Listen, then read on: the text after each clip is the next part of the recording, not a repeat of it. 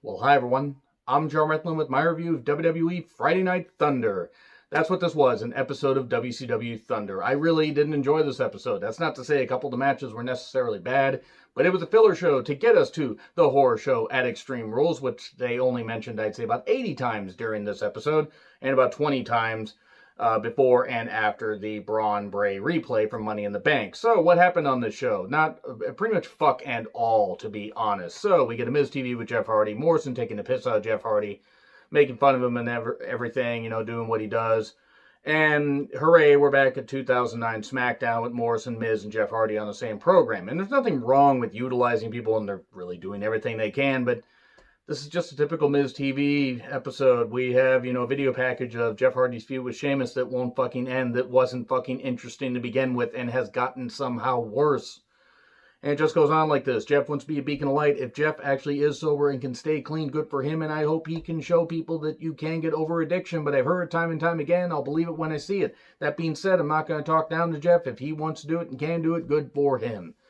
So, Miz and Morrison suggest, hey, why don't you face Sheamus in a bar fight? Hooray, we're getting more cinematic matches at the horror show at Extreme Rules. I'm going to keep mentioning that because at the horror show at Extreme Rules is going to be quite the show. It's probably going to be ridiculous. It's probably going to be bonkers.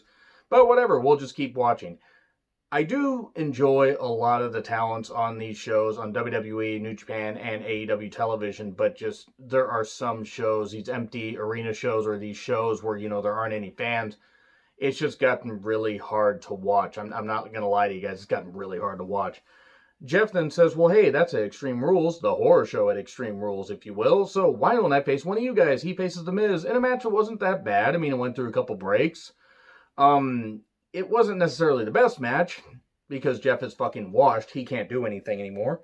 Sheamus shows up on the Videotron and distracts him, but then Jeff hits the most devastating maneuver in all professional wrestling, surprise roll-up, 1, 2, 3.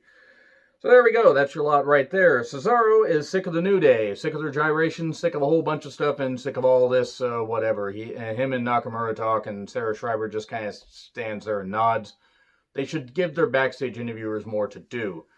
So, then, as Sasha and Bayley are making their entrance, Nikki viciously mounting Bayley and pounding her down as Alexa runs in to fist Sasha as we go to the break, and we have a tag match. If I didn't make you uncomfortable with that, how about this line from Michael Cole? There's bodies strewn everywhere. In the middle of Florida, with all the shit going on. Maybe they could have not done that. Maybe not. I mean, I know it's wrestling, you're supposed to take us out of this, but maybe don't say it when you're in Florida. So, it was fine. It was a fine match. Like, this was actually the highlight of the show, I would say, because at least they gave the women some decent time. Bayley then wants to honor Stone Cold, which he proceeds to do by beating up a bleach blonde woman, because some things never change.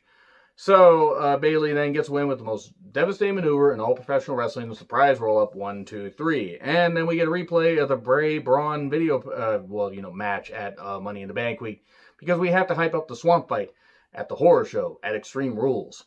And then we get to one of the New Day, actually we get to one funny thing from New Day, and then the show really goes downhill from here. Big E channeling Dennis Green, they are who we thought they were, which actually was pretty good stuff. That was actually pretty good. If you don't know what that is, you're probably not a football fan, or you're not as old as I am, and enough stuff hasn't been drilled into your head. And now we get to one of the worst segments of the entire year, and this is on WWE, AEW television. One of the worst things. Karaoke Showdown, Superstar Karaoke, whatever the fuck, with Lacey Evans, Naomi, Dana Brooke, Tamina. Hosted was by Jey Uso or Jimmy Uso. Which one is it that Naomi's married to? I actually didn't bother to really pay attention to that because I don't really care, because when one of them's injured, they just have the other one either stay at home or do host segments like this. And it's like they said, Uso's got the juice. Hopefully not, because that's what led to trouble for them last time. Lacey sings With My Baby Tonight, and, she's doing a bunch of face and heel turns and is not drawing a dime. And I love Lacey, but I don't think they're doing right by her here. Dana Brooke then sings Honky Tonk Man's theme, a reminder that Honky Tonk Man is one of the worst Intercontinental Champions of all time. Tamina doesn't even get to sing much of Time to Play the Game because nobody wanted to hear Tamina sing, because she probably would have injured herself if she tried to do anymore. Naomi then sings American Dream, timely because I just watched SummerSlam 1990. She was dressed in all yellow. Were they trying to make her channel Sapphire? I hope not. She actually didn't do that. What is, to what end? Why was this fucking done? Why would you utilize these women like this? Why would you have Tamina on TV at all? Because she's goddamn useless.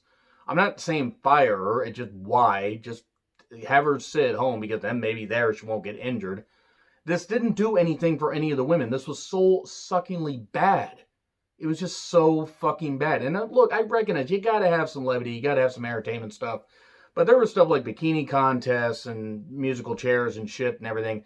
And other stuff that was from the Attitude Era to the Ruthless Aggression Era. And you know what those segments were? Shit. They were absolute shit. Now, other people may like them, and if you did, that's totally fine, but I fucking didn't. Lacey then attacks, and hooray, 12 Years in Evans is back, because Lacey's just turning heel because she didn't win the karaoke contest. Then they have a match.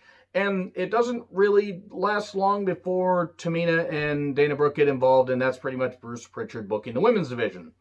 And then we get New Day versus Nakamura and Cesaro. It ends in a DQ. They pull out a table and they do, they tease the thing where they're going to get, a team is going to get wood splattered all over their backs. And that's pretty much what we're at. Yeah, that's the episode of Smackdown. That's it. I'm bored. I'm going to go. Anyway, agree, disagree with what I said. Like, share, subscribe, Twitter handle in the description. I'm John Ritlin. I'll see you soon.